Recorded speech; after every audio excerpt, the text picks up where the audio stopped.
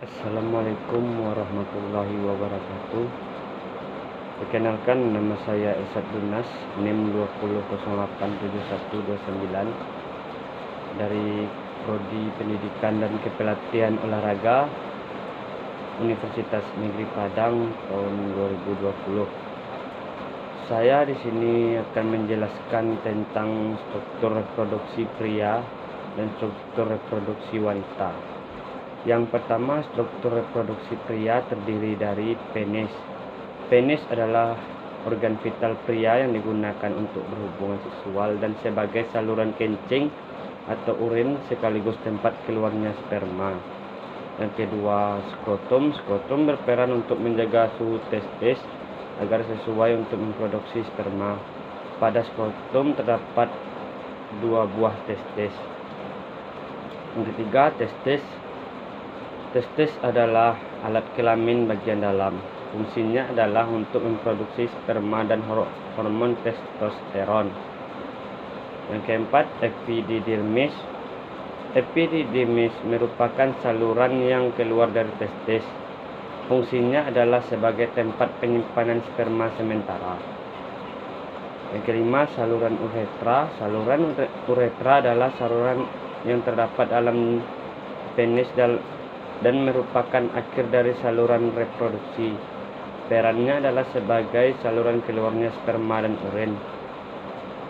Yang ketujuh, kelenjar prostat. Kelenjar prostat terletak di bawah kandung kemih. Fungsinya adalah menghasilkan cairan yang bersifat asam.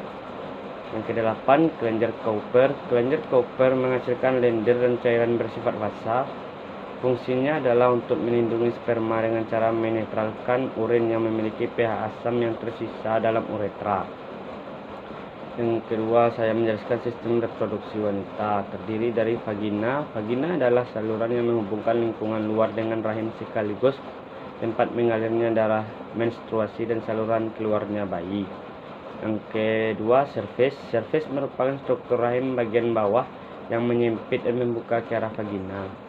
Yang ketiga, saluran telur atau tuba fallopi. Saluran telur terdapat sepasang di tiap tubuh manusia, yaitu di kanan dan kiri oviduk, memanjang ke arah samping dari uretus. Fungsinya adalah membawa sel telur dari infundibulum ke rahim. Pada saluran ini terjadi fertilasi pembuahan. Yang keempat, indung telur. Indung telur merupakan tempat kumpulan sel yang disebut folikel. Di dalam folikel, sel telur ovum dikembangkan. Folikel juga menghasilkan hormon perempuan, yaitu estrogen dan progesteron. Yang kelima, rahim. Rahim berfungsi sebagai tempatnya berkembangnya janin. Setelah sel telur dibuahi oleh sperma, dinding rahim atau endometrium berperan dalam bentuk plasenta. Yang kedua, saya akan menjelaskan tentang mekanisme pembuahan atau fertilasi. Pembuahan atau juga fertilasi atau singami. Pembuahan tersebut terjadi pada ovum. Di dalam pengertian pembuahan itu sendiri adalah suatu peristiwa bersatunya inti sel sperma dengan ovum. Peristiwa tersebut berlangsung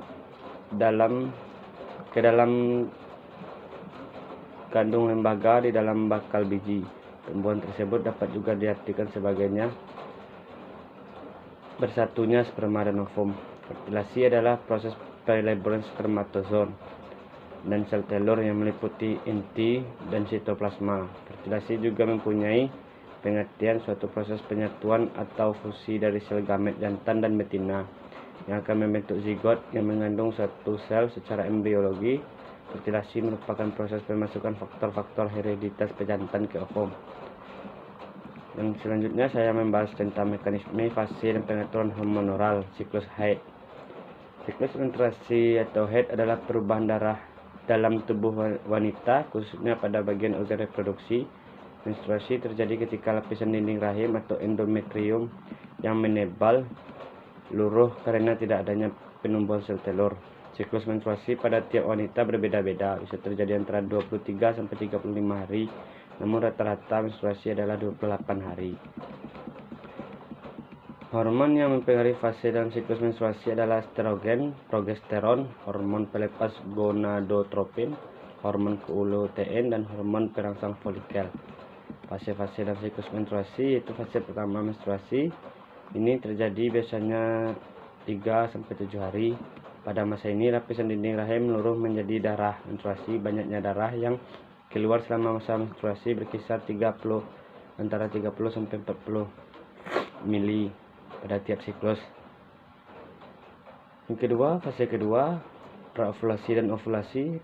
Pada praovulasi, lapisan dinding rahim yang sempat luruh akan mulai menebal kembali. Lapisan dinding rahim tersebut cukup tipis sehingga sperma dapat melewati lapisan ini dengan mudah dan bisa bertahan kurang lebih selama 3-5 hari. Proses penebalan rahim dipicu oleh peningkatan hormon.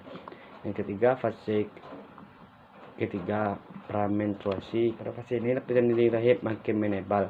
Hal ini dikarenakan folikel yang telah pecah dan mengeluarkan sel telur membentuk korpus luteum, kemudian memproduksi progesteron yang membuat lapisan dinding rahim makin tebal. Sekianlah hasil presentasi saya. Assalamualaikum warahmatullahi wabarakatuh.